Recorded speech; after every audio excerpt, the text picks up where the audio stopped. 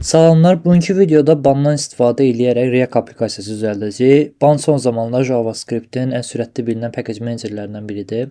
İlk işimiz banı əgər yükləməmişiksə kompüterə yükləmək olacaq. Ona görə ban saytına gedirik. Axtarış yerinə ban.com yazsaq, bu sayt açılacaq və daha sonra docs-a giririk, dokumentasiya hissəsinə. Oradan sol tərəfdə installation bölməsi var. Burada buna basırıq və aşağıda mənə seçimlər verir. Hazırda mən Unix-dən istifadə edirəm. Windows-dan istifadə edənlər də bu komandanı yükləyə bilər. Mac-OS-da mən bu komandanı yükləməliyəm və bunu kopyalayıram.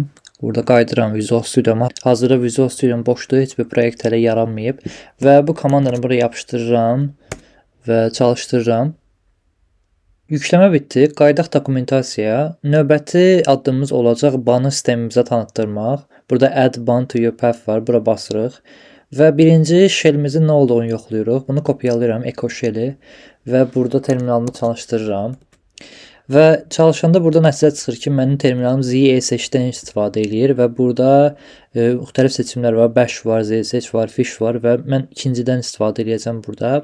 Bu nəyə görədir? Bu direktoruna aşağıda olan hissəni bu faylın içərisinə atacağam. Bunu belə kopyalayıram. Qayıdıram terminala. Burada yazıram ki, sudo daha sonra nano editləmək üçün bundan istifadə edəcəm və bura yapışdırıram həmin faylın adını. Enter basıram və daha sonra məndən şifrə tələb eləyir. Bu faylın içərisinə mən həmin o yazılmış, yəni bu terminalda yazılmış kodu oraya əlavə eləyəcəm. Bunu belə kopyalaya bilərəm. Və burada hər hansı məsələn ikinci eksportdan sonra aşağıya ata bilərəm. Və yapışdırmağa icazə verirəm. Paste-ə basıram. Və buraya əlavə olunur. Daha sonra yadda saxlayayım. Ctrl X və yes basıram. Enter. Bunu elədikdən sonra artıq dəyişikliklərimizi reload eləməliyik. Ona görə source-u da çağıracaq. Və burada source-u çağıran zaman source-u belə kopyalayıram. Amma biz bu ikincidən istifadə eləmişik deyənə source bunu çağıracaq. Ona görə bunu kopyalayıram. Daha sonra source və ardına bunu yazıram belə formada. Və bunu da əlavə elədikdən sonra indi yoxlayaq işləyirmi? Onun üçün də burada ban version var bu hissəni. Bunu da gəlib burada yaza bilərəm. Ban yazıram və mənə 1.3.12-ci versiyasını yüklənmiş olduğunu deyir. Bu hazır olduqdan sonra artıq React applikasiyasını yükləyə bilərik. React applikasiyasını yükləmək üçün iki yolumuz var banla. Burada guides var, yuxarı hissədə guides'ə gedəcəyik və burada aşağıya gəlirik, scroll edirik aşağıya. Bizdə burada var React with ban bu və bir dənə də var White with ban. Çox zaman npm ilə yaradanda, çox zaman React yaratmaq üçün White-dən istifadə edirlər, amma React-ın özündən də yaratmaq olur. React-ın özündən yaratmaq istəyəndə burada ban bizə deyir ki, belə bir komanda çalışdırmalıyıq. Ban init React, dev, daha sonra build. Bunun özünün hot reloading-i var və digər şeyləri də var, amma White qədər güclü deyil və yeni yaradılıb deyənə tövsiyə olunmur. Ona görə White-dən gedəcəyik. White with ban. Bu komanda sizə tanışdır yəqin. npm-də də yeni komandanı çalışdırırıq. Ban create white my app. Gəlirəm terminalıma və bunları da silə bilərəm. Belə rahat təmiz işləyək. Yazıram bura ban create. Daha sonra white. White-dan sonra belə bir add latest-ə qoyuram. Bu da çox zaman axırıncı versiyanı yükləməyimiz üçün istifadə olunur. Axırıncı White-in versiyasını. Daha sonra nöqtə qoyuram. Onun da səbəbi fayllarımın birbaşa olaraq React ban folderinin içərisində yüklənməsi üçündür. Enter basıram. Və burada müxtəlif frameworklar gəldi. Mən React-ı seçəcəm. React-da da TypeScript-i seçəcəm. Daha sonra banı yükləmək və başlatmağı soruşur bizdən. Yes-i basıram. Və bu yükləndikcə orada sağ tərəfdə fayllar açıldı. Bu normalda npm kimi yaratdığımız fayllar kimi eynidir. Ancaq içərisində bir dənə ban log var əlavə olaraq. Bu da konfiqrasiya faylıdır, fərqli olan. Ondan başqa qalan şeylər isə eynidir. Və indi saytımda aça bilərəm necə görsənməyinə baxmaq üçün. Bu normalda npm create ilə yazanda fərqli UI verir, amma banla yazanda belə bir UI gətirir bizə. Amma ikisi də eyni formada işləyir, ikisi də source apt.tsx-in içərisində fayl editləmək mümkündür, eyni şeylərdir. İndi burada getmək istəyirəm package.json-a. Package.json içərisində script hissəsinə burada dev white yazılıb. Ümumiyyətlə indiki formada ban white-dan işləyir, amma ban bizə fərqli bir seçim də verir öz dokumentasiyasında. deyir ki, sən Banks'dan da istifadə edə bilərsən. Banks nədir? Bu da normalda npm'də npx var, hansı ki library-ni yükləmədən istifadə etmək üçün. Eyni formada bu banda da banx var. Banx-dən istifadə olunur və bizə deyir ki, sən void yerinə banx void yaza bilərsən.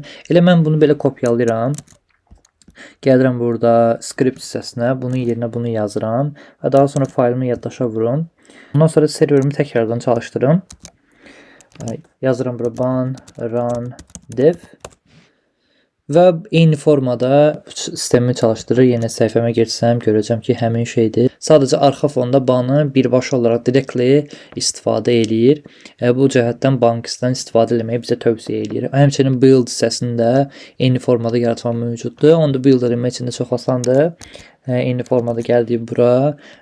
Burada banx bunu yazırıq belə və bunun üçün ayrıca bir fayl da yarada, burada script də yarada bilərik build üçün. Həmçinin bizdə build var hazırda. Sadəcə bu build-ı gətirib buraya yapışdırsaq eyni formada yarada bilərik. Həmçinin həmin fayllar distin içərisinə düşür və preview üçün də eyni formada ban preview desəm və artıq bu nəticə bizim build olunmuş faylların nəticəsidir və belə formada gəlir. Həmin şey də sadəcə build formada ortaya çıxıb. Buna əlavə bir dənə test komandamız var. Banın özünün built-in olunmuş testləri var. Onun üçün də ban test yazmamız kifayət edir.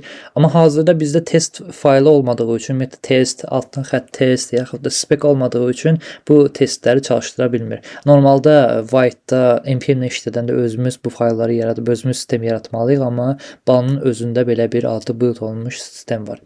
Bu ban haqqında ümumi bu qədər. İndi mən sizə banla npm-in fərqlərini göstərim. Burada belə bir sayt tapmışdım. Orada bizə fərqlərini deyirdi. Deməli burada nə var? Deyir ki, Node.js V8 Google-undur, V8 ilə işləyir, amma ban WebKit JavaScript Core-la işləyir. Node-da npm yarla işlətmək olur, əlavə terminal komandalarda, amma banda özünün ban komandasından istifadə edilir, hansı ki birinci onu yükləmişdi. Daha sonra Node.js-də Webpack-də, SBuild kimi bundle'lardan, transpiler'lardan, compiler'dan istifadə edir, amma banda isə özünün built-in olunmuş build sistemi var. Daha sonra testləri də Jest-dən, bayaq dediyim kimi Vitest-dən, yaxud da Mocha-dan istifadə edir, amma banda isə özünün testləri var, built-in olunmuş. TypeScript-də istifadə edəndə əlavə olaraq TCG falan yazmalıyıq. Eynən kodda da var idi bu, build hissəsində əlavə TCG çalışdırır, o da test eləmək üçündür. Amma burada mən yazdığım ban isə işlədəndə banx, ban white build, heç burada ehtiyac olmadı həmin TypeScript yazmağa, çünki ban özünün TypeScript konfigurasiyası var, built-in olunmuş, ehtiyac duyulmur ona görə. Eynən burada da deyir ki, native zero config execution da lazım deyil. HTTP drop onda da 13k per request var, yəni saniyədə 13 dənə request göndərə bilər, 13.000 dənə daha doğrusu. Amma şeydə banda isə 52.000 dənə per request göndərə bilər. Bu da 4 dəfə daha sürətlidir. Eyni zamanda SPU baxımından da ban daha sürətlidir. 1.7 millisaniyəyə daha sürətlə compile edə bilir, işləyə bilir. Ekosistem baxımından da ki, npm daha yaxşıdır, çünki çoxlu paketlər var, amma banda isə bütün paketləri dəstəkləyə bilir npm-in, ancaq ki, hamısı dəstəkləmir. Hazırda üzərində işləyirlər, amma hazırda hamısı dəstəkləmir, amma ki, çoxları, məsələn, React kimi və ya React-dan çox populyar olan npm library-ları arzuzda dəstəklərini işləmək olur. Ban haqqında bu qədər. Suallarınız olsa kommentdə bildirə bilərsiniz. Videonu bəyənin, kanala abunə olun. Növbəti videoda görüşərik. Sağ olun.